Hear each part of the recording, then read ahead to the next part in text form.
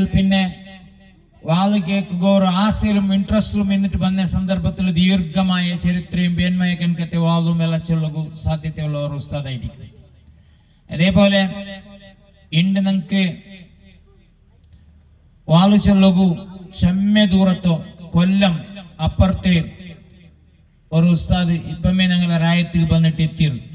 ನಾನಿಪ್ಪ ಇದು time pass ಹಾಕ್ರಲ್ಲ pending ಅವತ್ತು ದೂರ ಇಲ್ಲ ಇನ್ನೆಂಗಲ್ಲ ಕೇಟಿದ್ದು ಬೇಗ ಇಪ್ಪರ ಬಂತು ಎತ್ತೆಟ್ಟು ചെന്നിട്ട് ಐತಿಕ್ರ ನಾನು ಈ ವಿಷಯ ಎಲ್ಲ ചെന്നുണ്ടുള്ളേ ಎಲ್ಲರೂ എത്താത്തെങ്കി പിന്നെ ഉസ്താദ് സ്റ്റാർട്ട് ആക്കിയിട്ട് പാതി ടീനൽ പിന്നെ അവരെ വേണ്ട ചെന്ന് ಐತಿಕ್ರ നിൽക്കുകയാണ്. അയാളുടെ മുണ്ടൊരൽപ്പം ഇറങ്ങിക്കിടക്കുകയാണ്. ഞെരിയാണിക്ക് താഴോട്ട് മുണ്ട് വലിച്ചടച്ച് നടക്കുന്നത് അഹങ്കാരമാണ്. നമ്മുടെ ചെറുപ്പക്കാരായ കുട്ടികളെല്ലാം ഇന്ന് പാന്റ് വലിച്ചടച്ച് നടക്കുകയാണ്.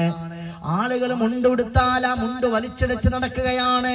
പെങ്ങന്മാരാണെങ്കിൽ ഏതോ മുനിസിപ്പാലിറ്റിയിലെ അടിച്ചു തൂത്ത് വൃത്തിയാക്കുന്ന ക്ലീനിങ് ജോലി ചെയ്യുന്നത് പോലത്തെ ഡ്രസ്സാണ്, അതിങ്ങനെ വലിച്ചടച്ച് നടക്കുകയാണ്.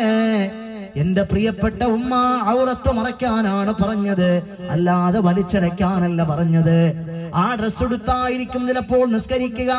എല്ലാ നജസും എടുത്തുകൊണ്ട് ആ ഡ്രസ് ഇട്ടാണ് പള്ളിയിൽ പോകുക. ആ ഡ്രസ് ഇട്ടാണ് ഉള്ളാളത്ത് സിയാറത്തിന് പോകുക.